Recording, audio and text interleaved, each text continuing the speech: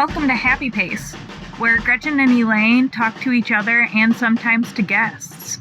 Today we're going to talk to Juno Musonda with Ope Outdoors. We're really excited about that chat. Before we get started, I wanted to do the rundown of previous guests' times in their races. So shout out to Leah Koch. She PR'd in her half marathon at 1:47:36 at the St. Patty's Day Creve Coeur half marathon. So congratulations to Leah. That's it for all of our updates. You can now follow us on our socials at happy_pace_podcast on Instagram. We have a YouTube page. You can subscribe to our Spotify channel. We've got some upcoming really fun episodes that we're excited to share with you. Most notably, we're going to be doing an AMA with one of our friends, Mike Flynn. He's a really big staple in the St. Louis running community, so make sure you look for opportunities there. If you want to hear about something specific, you can send us an email or drop into our comments or our DMs. Our email is happypace@houseofmachka.com. Thank you so much for listening to today's episode, and let's get to it.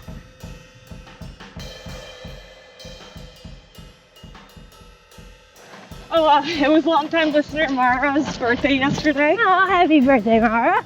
Well, I wouldn't be here today if it wasn't for the person's birthday it is today. Ooh, whose birthday is it? My mother. Woo, happy birthday, Gretchen. Smile. We wouldn't have the Brunosaurus without you. Yeah, we would not. So thank you to Gretchen's mom and happy birthday. Drum roll, please, Gretchen. I'll be running the maple syrup fun run 50K. Woo! So I'll be running the maple syrup fun run 50K. Nice. I don't even think fun is in the name, but I keep calling it that. It's gonna be fun. Yeah. Although I know that even though it's gonna be May, it's the first weekend of May, and I'll be going up to Minnesota. Yeah, you're in Minnesota. So Should I try the accent? Yeah. Do it. You're going to Minnesota. That was pretty good. I still don't think that was a Minnesotan accent. All right. My Irish listeners, you can vote on whether or not that was a Minnesotan accent. Where are all my Minnesotians? You just sound like, in my opinion, you sound the closest to Jenna Fisher that I've ever heard. Like her in real life. Yeah. Not her as Pam, because she plays down her STL accent. She does, yeah.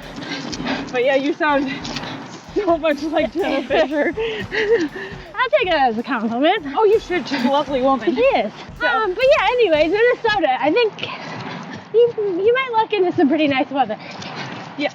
So thank you to all the listeners who voted. We really appreciated it. I'll do a deep dive in our Fridays about the breakdown on votes. So it was pretty close. So something to look forward to listening to. Yeah. So, analytics. Ooh, I like the analytics. We wanted to preface our episode today talking about why we decided to interview today's guest, the owner and creator and founder of Ope Outdoors, Juno Musonda. Yay, Juno!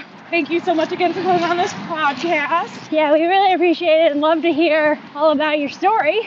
Which we'll get to in a little bit. Yeah. But so Gretchen, why were you jazzed when we got Juno to agree to come on the podcast? Yeah, I mean, a couple reasons. I think first is just, his model of sustainability and, making clothing that's gonna last for years and years and years. I love that idea. I'm a sucker to the fast fashion and, owning clothes for a year or two and then getting rid of them. So I love that model of buying something that's going to last forever, basically.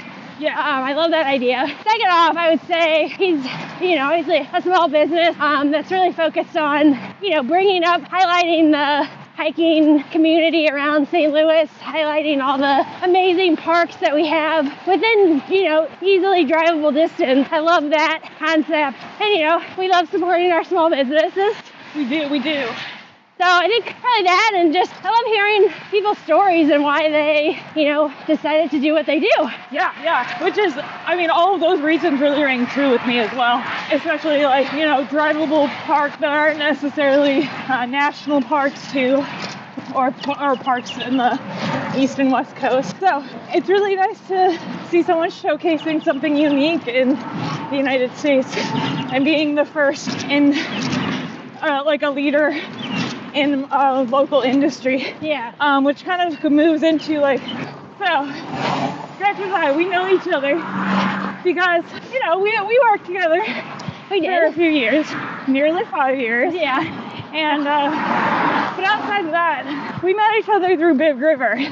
And for anyone not from the St. Louis area, or who just isn't familiar with Big River, Big River is a local running shoe store chain. There's three in the St. Louis area, and then they started popping up out west in like Tulsa and a couple other places. So that's really awesome for them. I love that. And they have a ton of free programming that is available for anyone who wants to sign up. Again, it's free. Emphasis on the free. And actually one of our program director for Big River is going to be on next episode of the podcast, so get excited for Mike Flynn. Yay, Mike Flynn! And if you have any questions for him, please feel free to slide into our DMs. Yeah, I heard he will answer any question. Yeah, get your questions in for Mike Flynn. Please do, because I want to hear some interesting questions. Either happypace@houseofmachka.com is our email, or happy_pace_podcast is our Instagram. So leave those comments, slide into our DMs. Oh yeah. Give us an email. So we feel like Big River is really like the foundation of a lot of our running community in St. Louis. We've also got other small businesses that have really invested in the St. Louis running community, Running Niche, Speed Walk Running. Yep. Fleet Feet is all franchise St. Louis. Yeah, I mean, Fleet Feet, the thing is that you do have to pay for that, but Yeah. not everything is free for everything. But again, they're businesses. Yeah. But they're the backbones of our community. And what Juno's doing at Ope Outdoors is he's starting free programming for hiking. He'll even bring coffee and donuts for everyone. Woo. Yeah, I love that he makes it like hiking more accessible. Yeah. It highlights that it is accessible. You don't have to be in shape or, look a certain way. Anyone can do it. Yeah, and he definitely brings people to the parks they might not otherwise go to. Yeah. Not everyone is gonna just want to go to Castlewood and Forest Park over and over and over again. So he brought them to the Rockwoods last weekend. Yeah. It's super exciting. And they are big groups too. Yeah. He's getting 30 plus people each time. So definitely encourage you to check out your small businesses around your communities, see what kind of free programmings they might offer. Rachel Slingluff, our graphic designer, she's a runner too, in 5th grade, which I believe she still holds this record for our school. She ran a 5:31 mile. Dang. In 5th grade? Yeah, in 5th grade. So if you're at our local church, please check that out and see if her name's still on the board. But she still runs. She's definitely been a really successful runner since. She runs with Beyond Exercise out in Cincy, and some other groups that she recommends in the Cincy area are, again, her Fleet Feet, the Performance Project, the Amateurs, and Cincinnati Elite, or Cincinnatus is what it's called. Nice. So wanted to give it a shout out to another Midwestern running community. Woo! And spotlight some of their running groups. Nice. Which is amazing. So we're lucky to have these available to us. Yeah. And I don't know, anything else you want to add to this? I think, just really appreciative of all the local running stores in the community that they build. I think it's awesome. I don't know if Elaine and I would have become as close as what we are without them. So Yeah, really. pretty awesome. And if you're able to like travel throughout the country, you can usually reach out to local running clubs and see if they'll let you run with them. Yeah, for sure. So Always a good option to check out when you're traveling. you can stay close to friends that you've known for a while through your running clubs, or make new friends throughout the world.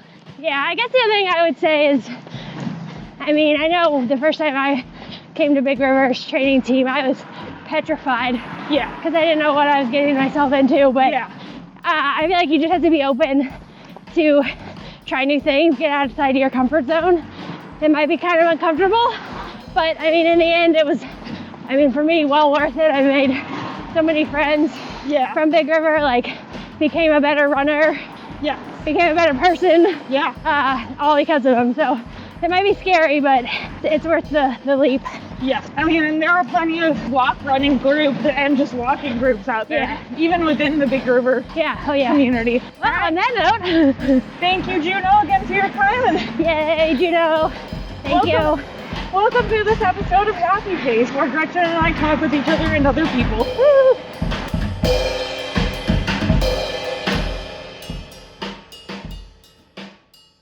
Let's set the scene. We're back outside the Forest Park Visitor Center, but this time it's dark because it's evening and not 5 a.m. This is Elaine's running time right here. The peak of my day.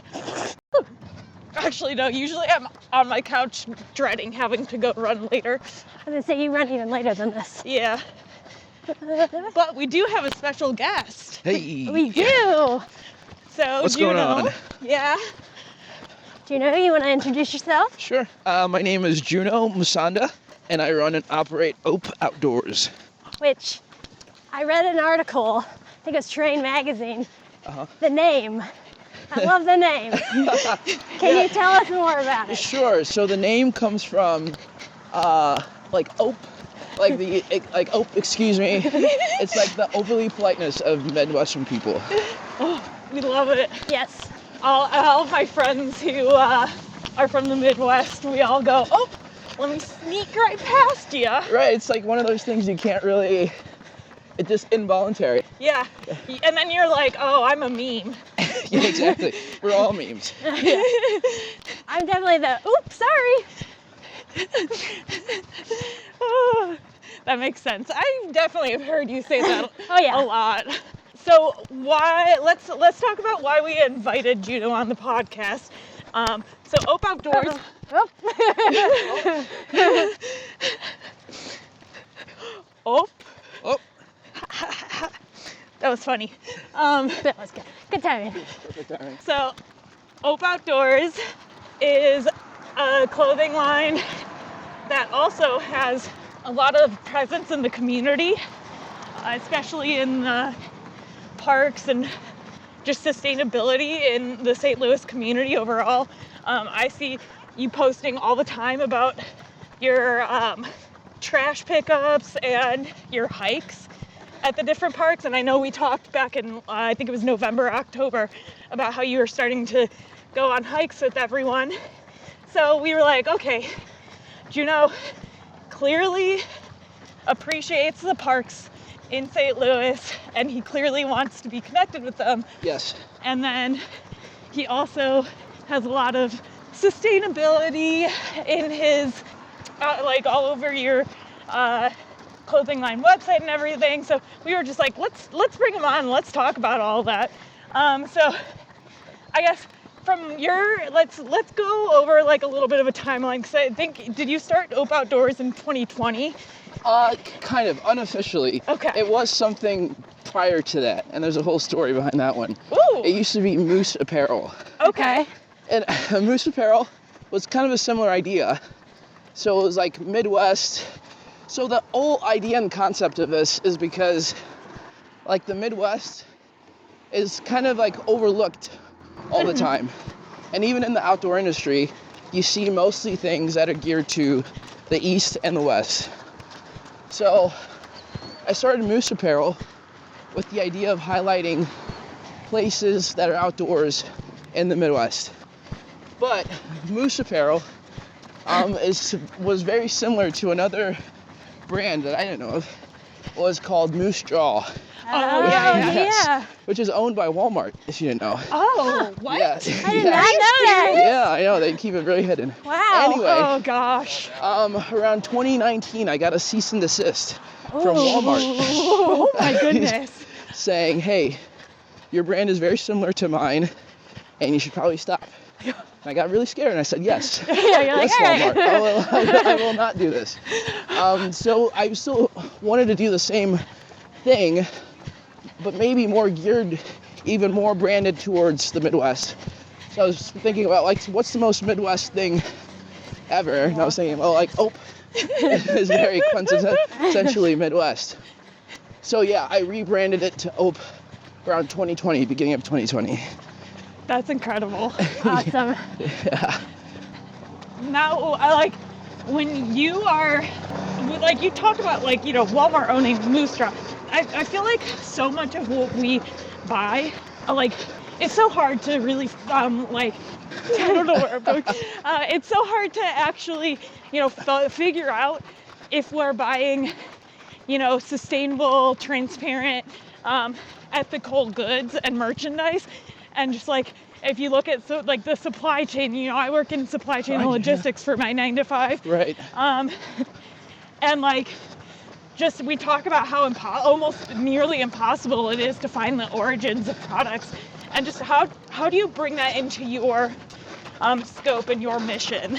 Yeah, so I guess I need to update my website as of now, because in the beginning, yes, we were primarily all sustainable goods, and we used a business called Recover, and they made their clothes out of like upcycled fabric and PET plastic, and that was great for a while. Just wasn't very, I guess, economically sustainable for the brand at the time. Gotcha. So we don't use those goods anymore. It's kind of like a future goal of ours Okay. to add more sustainable goods. But right now we use high quality goods as kind of our pivot. Okay. So we use brands like Comfort Colors and others that last, you know, essentially I want someone to buy a shirt and it's something you can pass down to like your kids or your friends or whoever, and to last a really long time. Yes. I've had some issues with printing and such, and I think I've fixed those issues now. But the whole idea for the brand now is like still building like consciously, Yes. in the sense of like the materials we use are going to be very high quality, and hopefully you're not just churning and burning these shirts, you're keeping them for a very long time. Okay. So eventually we'd like to add more sustainable goods, but even that whole ecosystem, to really do that well, you kind of have to be vertically integrated. So you have to create the shirts, you have to source the recycled goods yourself, or else the upcharge for these like blanks and shirts and stuff is very expensive. And there's not an array of options you can use to grow your brand at the moment. So for a growing brand like myself, it's really difficult to do completely sustainable goods, but that's the goal in the future as we grow. Nice. Yeah, I'm sure the supply chain and cost and everything is quite interesting. Yeah, it's not conducive to growth, Yeah. but Only confusion. yeah. Well, and okay, so you talk about just getting it screen printed and stuff, and just the longevity of it. And Right. as someone who I had a brief intermission in my life where I spent a couple months working for a local screen print shop. Oh, really? Interesting. And just the amount of detail your prints take, like I was just admiring all of those designs when I was seeing your all of your line on display at Tower Grove Park. Yeah, and to be fair, we don't use classic like printing techniques, Okay. because it is Very expensive. Yes. We've recently moved towards it's called heat press. Okay. Yeah. So you can still keep the details of the colors and the cost down. Gotcha. Mm-hmm. Like the fact that you're able to build these like operations and have so much insight into all of this as a small business. Yeah, I mean, it's primarily just me at the moment. Yeah. But That's impressive. As a small business ourselves, as creators ourselves, we get it. yeah, it's really difficult, but it's fulfilling, I guess. Yeah. I mean, and when you're bringing your like ideas pen to paper, I noticed that you mostly have just like local STL parks. Right. What's your favorite park? My favorite yes. park is Han State Park. Ooh, that's a good one. Yeah, I love Han. that park. Yeah. And next to that one is Pickle Springs. Okay, Yes. yeah. And maybe it's just that general area, but I just really enjoy the aesthetics, and I don't know, I just enjoy the hikes there. My 2020, like, I have nothing better to do, became hiking. Oh, nice. So I like drove my husband around all these different parks. I was like, come on, we have nothing else to do. Yeah, true. I mean, I think a lot of people got into hiking. I mean, it was kind of serendipitous because Ope really kind of blew up during the pandemic. Yeah. So I think it's because a lot of people were going out and getting familiar to these places. And it was odd to me that they don't have like designs for these parks. But I guess it worked out for me and this brand. Right. Well, and like if you go to so I was in Moab in November. And there's got to be so many small creators creating Moab themed merchandise. Right, and I'm sure eventually here in St. Louis and around the Midwest we'll have more of that. Yeah. I think it's just someone didn't do it yet. And now that someone's done it, I think a lot more people will probably do it. But So are you anticipating more competition as I you grow big? I think you have to always anticipate more competition. If you don't, I don't know.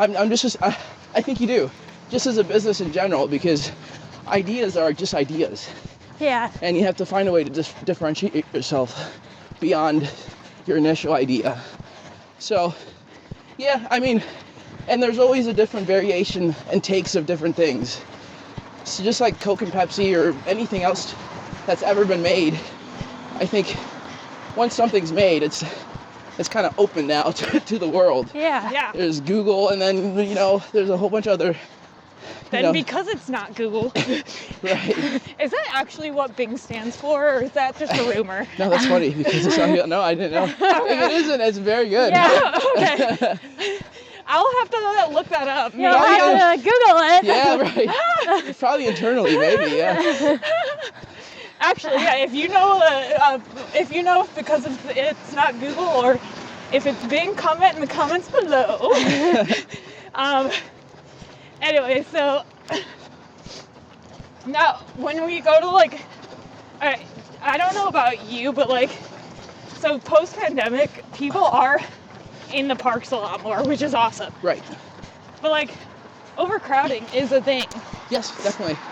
I mean, I think I just received an email from Castlewood, and they're looking for people to be outside of the park, kind of directing people and telling people what's going on, and just general staff to help with the overcrowding and such and the scheduling. So I think places like Castlewood and other popular places that are close to St. Louis are experiencing that. But I think in general, there's 93 state parks in Missouri. Oh, wow. So I think people in general just need to explore more as opposed to what's 20 minutes away. Because even within our 30-minute vicinity, there's plenty to see. So I think with more, as this kind of market, as you would call it, matures, I think a lot more people will be more adventurous. And it's okay, if Castlewood is busy, what else can I do? Yeah. Job. And I think this issue of overcrowding won't be an issue as long as people are more curious and adventurous. So is that what you try to do? Bring them with your hikes? Yeah, I mean, in general, I want awareness. I want people. The hikes are for community building, so I want like-minded people to come together and experience and enjoy, something we all like. And with that comes awareness too. So yeah, I haven't been to every single state park myself, and it's kind of selfishly an excuse to get a lot of people together. I was gonna say, is that a goal to do all 93 parks? I don't know about that. Well, I mean, I want to see a lot of different things. Yeah. And in general, like the idea for Ope isn't just Missouri. When I pivoted just to Ope Outdoors, I wanted to focus primarily on Missouri because that's what I knew. Sure. But the idea of it is for the whole Midwest. Okay. So eventually Missouri won't be the main focus, and I'll start branching out, but in the meantime, that is kind of where my mind is. Okay. I mean, I've been recently looking up all the national parks. Right. And I'm trying to find some in driving distance. I'm like, okay, there's a decent amount. Yeah, some in Indiana. Yeah. There's one in Ohio. Yes, one in Ohio. There's Hot Springs in Arkansas. Yes. I'm from Cleveland, or outside of Cleveland. Nice. And Cuyahoga Valley. Yes, that's one. Yeah. I love it. My mom though didn't really know that it was a national park, and so there's a Buttermilk Falls in Cuyahoga National or Cuyahoga Valley, and then there's a Buttermilk Falls up north. So I closer to my house, in the Metro Parks. Oh, nice. And I spent a lot of time in the Metro Parks growing up. Lots of time. And if you ever get to Cleveland, go to Squires Castle. Okay. It's part of the Metro Parks. It is my favorite childhood park that I ever went to. And you can eventually get over to Buttermilk Falls. It's a few miles away, but all these parks are interconnected. It's a really cool thing. That's interesting. Very cool. And Squires Castle is an actual castle from an old oil baron dude. So yeah, it's really cool. Ohio has some cool stuff. I want to go see the Hocking Hills. I want to get a cabin there. Oh, I just want to hang always out. wanted to go. Everyone I know has gone. It looks cool. I mean, there's so much in our own backyards. Right, and that's kind of the idea of the brand. I think a lot of people in the Midwest have this sentiment that to experience any sort of adventure or novelty, you have to escape. And I shared that sentiment for a while, and I still kind of do, in the sense of if I want to go see a mountain, I won't see it here. Yeah. But there are certain things here that you can still appreciate, that you don't have to take a whole week out of your life to go and explore. I think there's a healthy balance there of having an appreciation for where you are and having, that escape mentality or mindset as well. I think both are great. It's so nice to, I feel like runs are my mini escapes, but being able to go and trail run or hike just by myself in solitude, to me, that's meditative time. Well, I think it's because it's the most human. It takes you back to, kind of a primal idea of what it was. That's maybe what your ancestors were like. I don't know. I think for me, it touches on that a bit.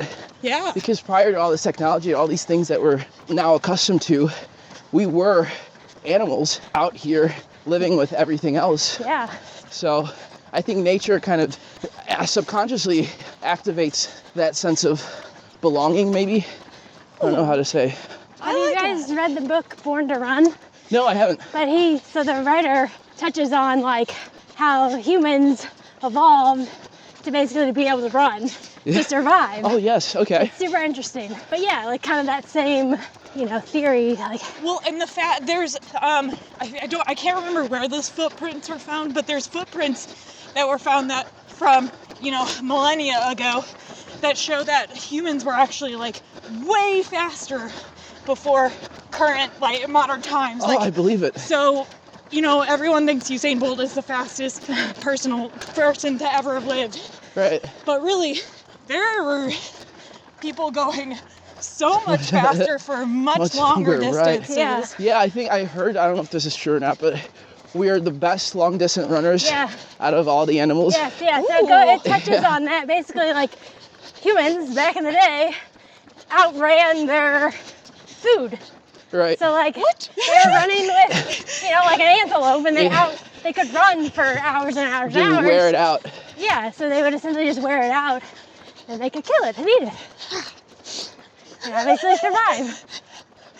Yeah, we're pretty incredible. Oh my gosh.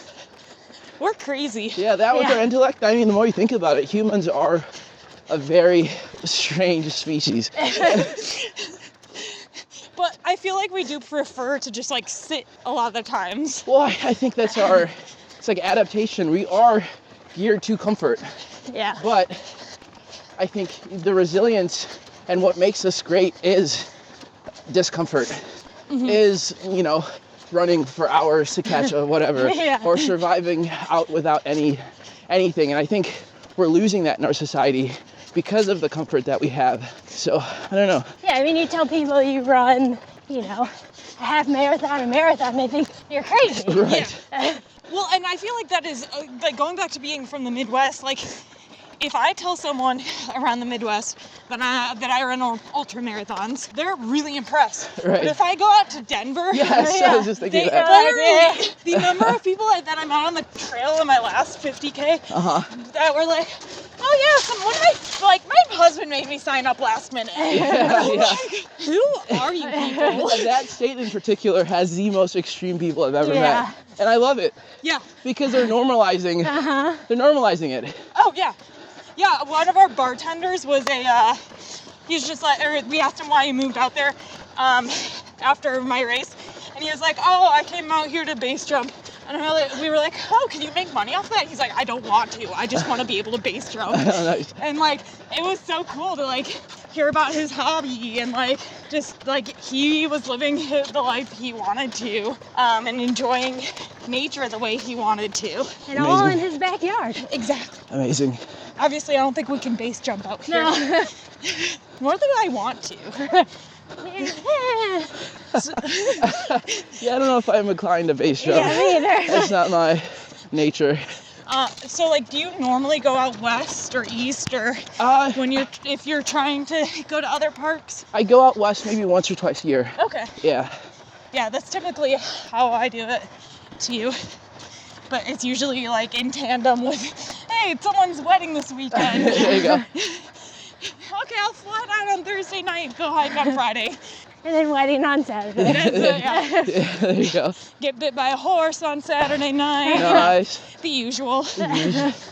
Nature in there, if you've ever ran in there. I actually have a very crazy story that was just told to me today. Uh-oh. So it's like fresh on my mind. Ooh. But so it's a client, because him and his brother-in-law were running in Forest Park for a 15K that will not name it, but they were running along and they're like a mile into the race. They're like, he was like, oh, look, deer. Well, his brother-in-law didn't hear him say that. Oh, God. We'll go right. So he's like, I kid you not, less than a minute later, I noticed the deer is running towards us. He's like, God. It brushed past me, and my brother-in-law didn't hear me say deer, didn't see it. It just plowed into him. Oh, my God. He flew up in the air and landed in his head. Oh, no. Yeah, like, Was he alive? yeah, Okay. barely. The doctors were like, if you were older and like not in good shape, you probably wouldn't have survived. Oh, God. But Oh my he God. like busted his eardrum, broke his jaw, had like a brain bleed, like Oh, God. this insane thing. That's crazy. But since they signed a waiver, Oh, one sec. I gotta tie my shoe. since they signed a waiver, they couldn't do it. Like they didn't get any like Reimbursement or anything? reimbursement or anything. Oh, The wow. race just sent a medal, Jeez. and that was it. Isn't that the craziest thing? Oh my goodness. Yeah. I mean, like, if you were the race, though, you can't assume liability for that. Right. But I was just like, oh my gosh. I feel like as a consumer, I'm often powerless in, like, inevitably everything I do is going to create waste unless I'm, like, hyper vigilant about it. And, I don't have the energy for that. Like, No, I mean, it's a second job doing that. Yeah, I totally understand. And what sucks about our current economy is that a few big companies own a lot of things. yeah. And everything is profit driven to the point where it's quarterly. So they're coming out with quarterly reports and quarterly growth. So there's no long-term thought on the people who are consuming these things. It's just monetary profit each quarter. And when that happens, you lose sight of health, you lose sight of safety sometimes. Whoa. So it's kind of inevitable that you'll I don't know, either be consuming or participating in things that you're probably not even aware of that are detrimental not only to you but the environment. I'm gonna sneak past you. I'm gonna sneak behind you, I guess, just because there's people up above. Oh, sure. Runner up, as we say. Gretchen the pacer. Yeah. Is it on, I think it's on this shirt, isn't it? It is on that shirt. Yeah. So Gretchen is a pacer for Big River. Oh, nice. So what is your group pace this season? 950? 950 to 1010. Hey. So I essentially guide, because some of our routes are a little tricky, but we do try to hit a lot of, obviously, the St. Louis parks and trails and stuff. Nice. But yeah, it's a lot of fun. I mean, When do you guys do that? so it's Sundays, so we essentially have 2 seasons a year. Uh-huh. There's like a winter, spring, which usually has a goal race of like one of the Go marathons, half marathon. Okay, cool. And then we'll do one like summer, fall. Awesome. Yeah, Very cool. it's a lot of fun. You get to like meet so many different people, and you know, we're obviously all wanting to run and Yeah, it's a train community. for races. Yeah. That's cool. Very cool. Juno, what do you do besides work and work? Because that is my understanding. Like, you have a day job, you have a not 9 to 5, an Right. overnighter, and then you go home and you draw. Well, yeah, well, okay. Do you There's a lot I do, actually. I like playing soccer, so I play soccer maybe 3 times a week. Oh, that's It's my- awesome. Okay, where do you Yeah. play at? I do Veta, and then I Okay. do, there's an indoor facility on the intersection of Kings Highway and, what's that street? Kings Highway and, Chippewa? no, it's right by the Grove. Manchester, yes. Oh, yeah. Manchester, they just built it like 2 years ago during the Okay. pandemic. Anyway, I do that there. Fun. And I also like photography and filmmaking and reading, writing. I don't know, a lot of different things. Being guest on podcasts? Yeah, coming on a podcast. You can add that. So what's your Instagram for your photography then? It's just my name. Okay. So, Juno Musonda. We'll yeah. link that. Sure, yeah. I'm really into filmmaking as of late, so I like making videos and such. If you're into that, check it out. That's awesome. Yeah, it's fun. So do you sleep? Yeah, that was the next question. I sleep when I can, yeah, for sure. Okay. I love sleep. Sleep's amazing. I was a big fan of sleep. Yeah, big fan, huge fan of sleep. It's one of the best tools for recovery. Exactly. And cognitive function, too. Yeah. Not even, just all recovery All in of general. it. Yeah. So you're not originally from St. Louis in the Midwest, correct? No, so I was born in Zambia, which is southern Africa. Okay. I moved here when I was around 5, and we kind of moved around a lot. Lived in New York for a bit, New Jersey. Fun. And then as immigrants, what happens is you just move to where the community is, or move to where people that you knew or people that you kind of hear like, oh, there's like a Cameroonian community over here or whatever. Uh-huh. And you kind of move there, and we ended up here in St. Louis because we needed some people, and I just kind of stayed around the area ever since. Yeah. Yeah. And you choose to stay. So what makes you stay in St. Louis? Oh, that's also a very long story. So I wasn't a citizen at the time, but my junior year of high school, I had to go back to Zambia to get my citizenship. Oh. Yeah, but during that time, I got stuck in the country because they needed a bunch of paperwork and such and such. So I didn't really get a chance to really explore different places and options to go to college. I just kind of picked what was close to me. And what was close was SLU. So I was like, all right, well, I'll do that. Yeah. I mean, it's a good school. Yeah, so it was great. That too. It was a good school. I was like, it's close, whatever. I was 3 months behind on schoolwork. So I was just like, I can't even think about college right now. I have to get my stuff done. Yeah. Wait, what year did you graduate SLU? 2016. Okay, we would have been classmates if I had chosen SLU. I Oh, went really? to Dayton instead. Oh, nice. Yeah.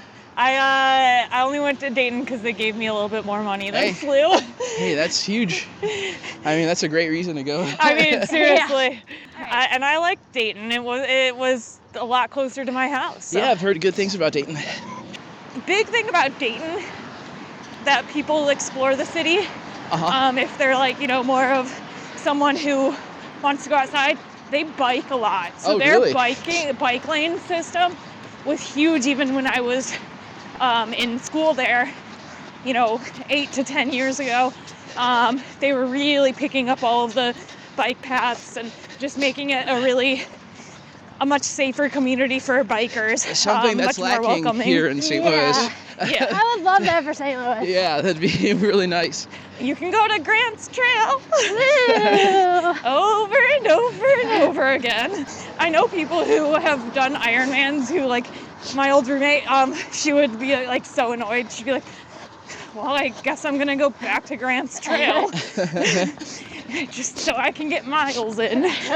So St. Louis, if you're listening, more bike paths. More bike paths, please. Yes, please. Safe bike paths. I mean, I know they're trying to do more of like the greenways. Right. They're trying, but Yeah, we need better stuff in the city. yeah. Well, and like just having the greenways only accessible on like the outskirts of the city Yeah. limits the accessibility for the people who live in the city. True. Well, and I'm sorry, I'm not gonna drive or ride my bike on a street with No path. drivers. Yeah. Especially the drivers here in St. Louis. Yeah. They do not care. I mean, even as like just a road runner, I've been almost hit by cars. That's crazy. We have even in Forest Park, Yeah. we have audio of someone almost running her over. Oh my gosh. Maybe it's me. I actually did almost get really like seriously hit by a car in Rome. Oh my But god. obviously they're not like the most like runner friendly city. It was like an alleyway, so like here I'm like, oh, it's just an alleyway. Nope. It was like a major road. Oh wow, that tight, huh? Yeah. Wow. The driving must be crazy out there. I've seen the Lizzie McGuire movie. If Paolo was on his Vespa, watch out. Watch out. That's a really niche reference. I've seen the movie. It's a good movie. You've seen the Lizzie I've McGuire? that's awesome. Come on. Disney Channel? Oh my gosh. Come on. I am, okay, so if you are into like random documentaries and stuff like that, Defunctland on YouTube is really awesome. He did the history, and like basically he asked the question, who wrote the Disney Channel theme song? So the and went on a whole journey. I mean, that's only a couple notes. But it's brilliant though. Yeah. And then like he got to talk to the guy who wrote the Disney Channel, the DCOM Disney Channel original movie theme song. Yeah. So there's like, he interviewed a lot of really interesting people, and it's a beautifully done documentary on the YouTubes. Cool. So. Love that. This is how we started about YouTube. Full circle. Sorry about that. I gotta get off YouTube. I've been like consuming way too much content. I mean, I think YouTube, it depends. It depends on what you're consuming. I like the educational part of YouTube. I think if you're not mindlessly just watching a personality, just watch them. If you're like actually consuming interesting things, I don't think there's anything wrong with that.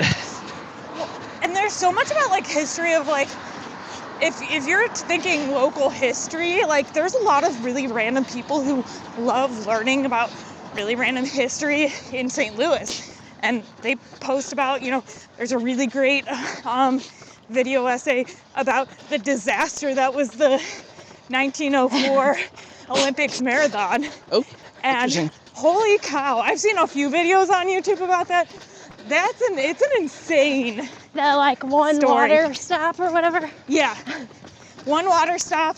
Wow. They kept giving one guy rat poison and eggs instead of water. What? They deprived him of water. Yeah. Oh yeah, and the water in that one water stop Was like, dirty. yeah, Oh my god. What? yeah, And it was all on dirt roads. Were they trying to kill these people? basically. Well, and it was summer, right? Yeah. Yeah. Wow. And like one guy had gambled his way up from Cuba Oh my to god. be able to get here. And was like showed up in like wool trousers. What were they doing back then? Sorry? I said, what were they doing back then? That sounds crazy. They were going crazy. They didn't know what to do. They had, I think, like they literally were doing actual science experiments during it. There was one guy he was the one like administering the rat poison and depriving the ultimate winner of water. He wrote, basically this event as like a study, and just, was experimenting on this guy while he was competing in the Olympics. That's so terrible. That's so terrible. Like, you just have to be mad to think that that's okay. Yeah. But early 1900s, Crazy. I feel like the turn of the century was like going through so much rapid change. Yeah, true. And people were just like, I'm gonna just learn part of things and then just experiment. Yeah, there was no expertise. Yeah. That's true. A lot of assumptions. All right, I'm gonna say it. I'm a little tired. Yeah. We're moving. We're almost done, right? Yeah, there's the history museum. Cool. I still might stop and get food on my way home, even though I don't feel like I deserve it. You always deserve food. Yeah. Okay. Thank you. That is the emotional support I did need, actually. There you go. We're laughing because it's true. True.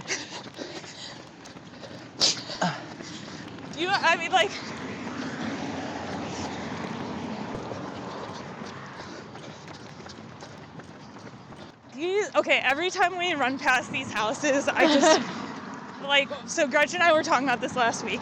All of these houses are just so random. This one is, I think, the most random. Yeah, it's so modern. And then, one's painted pink and green. It's this one.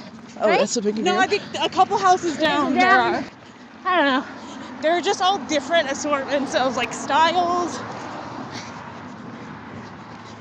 Yeah, this one you can see the really giant painting and the spiral staircase. Yeah. On purpose. It looks like they framed that, right? Yeah. Oh yeah, 100%. Yeah. You don't just do that. Check out my artwork. Okay, where can we catch Ope Outdoors? Ope Outdoors will be at Tower Grove Farmers Market again this season. Woo!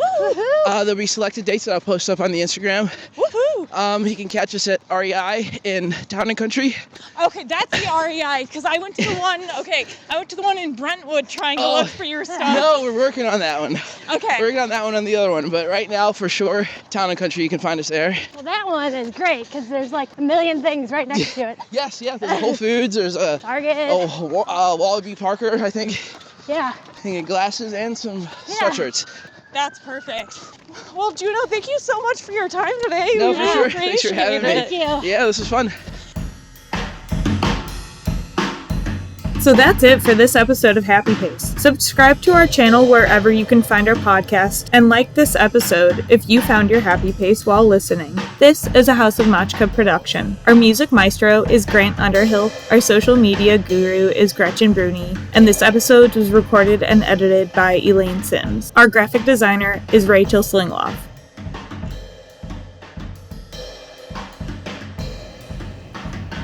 Happy Pace was recorded in front of a live Forest Park audience.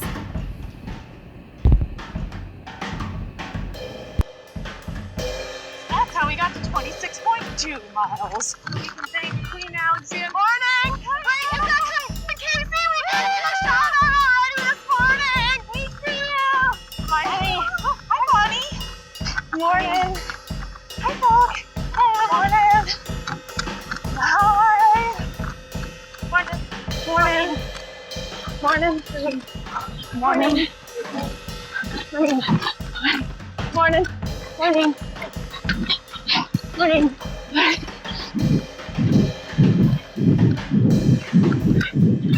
Hey, Drew!